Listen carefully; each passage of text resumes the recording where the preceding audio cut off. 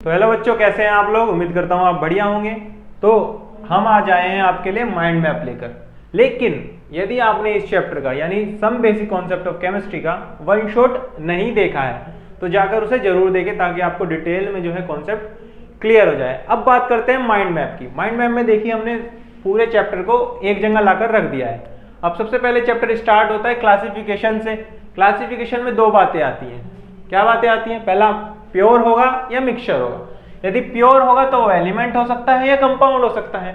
अब एलिमेंट होगा तो सोडियम हो सकता है, मैग्नीशियम हो सकता है, और भी एग्जांपल है तो हाइड्रोजन हो सकता है, लिथियम हो सकता है। ये सब क्या है? एलिमेंट्स हैं। कुल मिला के 118 एलिमेंट है, तो वो क्या है? एक तरीके से प्योरेस्ट सब्सटेंस है। उसके बाद कंपाउंड हो सकता है। कंपाउंड में क्या हो सकता है? इन एलिमेंट्स का कॉम्बिनेशन आपस में एक डिफरेंट रेशियोज में क्या बन सकता है? पानी बन सकता है यानी H2O बन सकता है, कार्बन डाइऑक्साइड बन सकता है, अमोनिया यानी NH3 भी बन सकता है। ठीक है बेटा। दूसरी बात आती है मिक्सचर की। अब मिक्सचर दो प्रकार के हो सकते हैं, एक होमोजीनियस हो सकता है, एक हेट्रोजीनियस हो सकता है। होमोजीनियस मतलब जिसके अंदर सारा एक फेज के अंदर प्रेजेंट हो, जैसे कि शुगर का सॉल्यूशन है या हवा है। हवा अब क्या है? यूनिफॉर्म है, यानी सारी की सारी जितनी भी एयर उसके अंदर प्रेजेंट है वो सब यूनिफॉर्मली डिस्ट्रीब्यूटेड है, बराबर मात्रा में हर जगह बटी हुई है, इक्वल। दूसरा हो सकता है हेट्रोजीनियस। हेट्रोजीनियस मतलब नॉन यूनिफॉर्म कंपोजिशन, यानी यूनिफॉर्म कंपोजिशन नहीं है। जैसे साल्ट और शुगर, यानी आप साल्ट और शुगर को मिला दो तो आप ये नहीं कह सकते कि इस एरिया में सारे सॉल्ट प्रेजेंट है, इस एरिया में शुगर प्रेजेंट है। यानी आप कभी भी ये नहीं कह सकते ये मिक्सचर पूरी तरीके से एक ही कंपोजिशन रखता है। ठीक है बेटा। तो ये बात हो गई इनिशियल क्लासिफिकेशन की। उसके बाद हमारे पास इंपॉर्टेंट बात आती है एटॉमिक मास क्या है, मोलर मास क्या है, एटॉमिक मास यूनिट क्या होती है और एवोगैड्रो नंबर क्या होते हैं। तो एटॉमिक मास सबसे पहली बात करें तो एटॉमिक मास क्या होता है? एटॉमिक मास होता है एक एटम किसी पर्टिकुलर एलिमेंट का, उसका जो मास होगा उसे हम एटॉमिक मास कह देंगे। यानी हाइड्रोजन के एक एटम का मास एटॉमिक मास कहलाएगा, ऑक्सीजन के एक एटम का मास एटॉमिक मास कहलाएगा। ठीक है। ये ग्राम में भी हो सकता है या फिर एएमयू में होता है। अब बात आती है एएमयू में क्या होता है। एएमयू होता क्या है? एएमयू होता है a mass exactly equal to 1/12 of mass of 1 carbon 12 atom. यानी एक कार्बन 12 एटम के कंपैरिजन में जो मास होगा किसी भी पर्टिकुलर एटम का, किसी भी पर्टिकुलर एलिमेंट के लिए, उसे हम क्या बोलेंगे? एटॉमिक मास यूनिट बोलेंगे। ठीक है। अगली टर्म आती है मोलर मास। मोलर मास क्या होता है? नाम में पता चल रहा है, मोलर यानी एक मोल ऑफ सब्सटेंस का जो मास होगा उसे मोलर मास कह सकते हैं।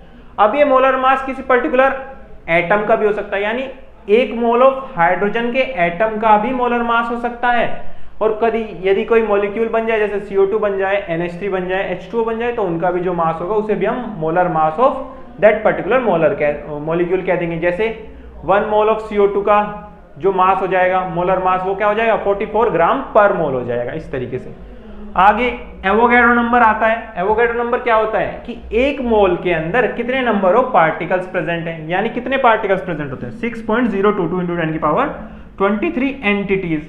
अब ये एंटिटीज क्या हो सकते हैं? एटम्स भी हो सकते हैं। यदि हम कहें एक मोल ऑफ एटम तो कितने हो जाएंगे? 6.022 × 10⁻23 ऑफ एटम्स। यदि मॉलिक्यूल्स की बात करें, एक मोल ऑफ मॉलिक्यूल, तो उसका मतलब हो जाएगा 6.022 × 10⁻23 ऑफ मॉलिक्यूल्स। ठीक है बेटा। ये सब के बाद आता है हमारे पास मोल्स की कैलकुलेशन। ठीक है। मोल्स को कैलकुलेट करने के तीन ही तरीके हैं। सबसे पहला तरीका, यदि आपके पास वेट गिवन हो, क्या गिवन हो? वेट गिवन हो या मास गिवन हो, तो आप कैसे निकालेंगे? डायरेक्ट लगा देंगे फॉर्मूला। क्या फॉर्मूला लगाएंगे? Moles is equal to mass upon molar mass. ठीक बात। दूसरा तरीका क्या है? यदि हमारे पास नंबर ऑफ मॉलिक्यूल्स गिवन हो, यदि नंबर ऑफ मॉलिक्यूल्स गिवन होंगे तो क्या फॉर्मूला लगाएंगे? Moles is equal to number of molecules divided by Avogadro number. Avogadro number कितना होता है? इतना होता है। ठीक बात। तीसरा, यदि हमारे पास वॉल्यूम गिवन हो, क्या गिवन हो? वॉल्यूम, तो कैसे करेंगे? तो हम मोल्स निकाल सकते हैं volume of that particular gas. Generally gas के लिए ही वॉल्यूम दिया जाता है। ठीक है। डिवाइड कर दोगे इसको 22.4 लीटर से, तो हमारे पास क्या आ जाएगा? मोल्स आ जाएंगे उस पर्टिकुलर गैस के।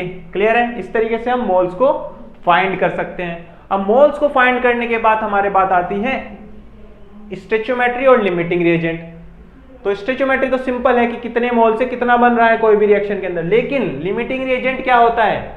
लिमिटिंग रिएजेंट वो रिएजेंट होता है जो सबसे पहले कंज्यूम हो जाएगा, यानी जो सबसे पहले रिएक्शन में खत्म हो जाएगा। अब सबसे पहले वो रिएक्शन में खत्म हो गया, इसका मतलब उसके अकॉर्डिंग ही सारी रिएक्शन चलेगी, यानी जो वो पहले खत्म होगा तो वो ही बताएगा कि कितना प्रोडक्ट मैं बना सकता हूं, क्योंकि भाई दो चीजें रिएक्ट कर रही हैं, एक हो गई खत्म, तो अमाउंट जो प्रोडक्ट का होगा वो इसी बात पे तो डिपेंड करेगा कि कितना ये था जो सबसे पहले खत्म हुआ, उसी को हम लिमिटिंग रिएजेंट कहते हैं। अब लिमिटिंग रिएजेंट के बाद आती है एम्पेरिकल फॉर्मूला और मॉलिक्यूलर फॉर्मूला की बात। एम्पेरिकल फॉर्मूला क्या होता है? एम्पेरिकल फॉर्मूला वो फॉर्मूला होता है किसी पर्टिकुलर कंपाउंड का जो हमें ये बताए कि सिंपलेस्ट होल नंबर रेशियो क्या है एलिमेंट्स का जो प्रेजेंट है उस फॉर्मूले के अंदर। लेकिन मॉलिक्यूलर फॉर्मूला हमें एक्चुअल नंबर ऑफ एटम्स बताता है कि कितने प्रेजेंट है किसी पर्टिकुलर फॉर्मूला के अंदर। ठीक है बेटा, चलिए आगे लास्ट में टर्म आती है कंसंट्रेशन टर्म। अब कंसंट्रेशन टर्म क्या होती है? कंसंट्रेशन टर्म में कुछ अलग अलग चीजें हम निकालते हैं, जैसे मास परसेंटेज निकालते हैं। अब मास परसेंटेज हम तीन तरीके से निकाल सकते हैं। पहला मास बाय मास परसेंटेज, यानी mass of solute divided by mass of solution into 100, ये क्या हो गई? मास बाय मास परसेंटेज हो गई। दूसरा मास बाय वॉल्यूम परसेंटेज, यानी mass of solute divided by volume of solution into 100, या फिर तीसरा आ सकता है वॉल्यूम बाय वॉल्यूम परसेंटेज, जो कि क्या होता है? वो volume of solute divided by volume of solution into 100। आगे बात करते हैं तो आती है मोलरिटी और मोलैलिटी और मोल फ्रैक्शन। मोलरिटी क्या होती है? मोलरिटी होती है कि कितने नंबर ऑफ मोल्स सोल्यूट के प्रेजेंट होंगे 1 किलोग्राम ऑफ सॉल्यूशन के अंदर। फॉर्मूला क्या हो जाएगा? Molarity is equal to number of moles of solute divided by volume of solution. Volume of solution जो है लीटर में रखना है। उसके बाद दूसरी टर्म आती है मोलैलिटी। मोलैलिटी क्या होती है कि कितने number of moles of solute के प्रेजेंट होंगे 1 किलोग्राम ऑफ सोलवेंट के अंदर, यानी मोलैलिटी का फॉर्मूला क्या हो जाएगा? Number of moles of solute divided by mass of solvent in kilogram. Kilogram में मास रखना है किसका? सोलवेंट का। चलिए लास्ट बात आती है मोल फ्रैक्शन की। मोल फ्रैक्शन क्या होता है कि कितने मोल्स के हिस्से प्रेजेंट हैं, यानी number of moles of one component. कोई एक कंपोनेंट है उसके कितने मोल्स प्रेजेंट है divided by total number of moles कितने प्रेजेंट है।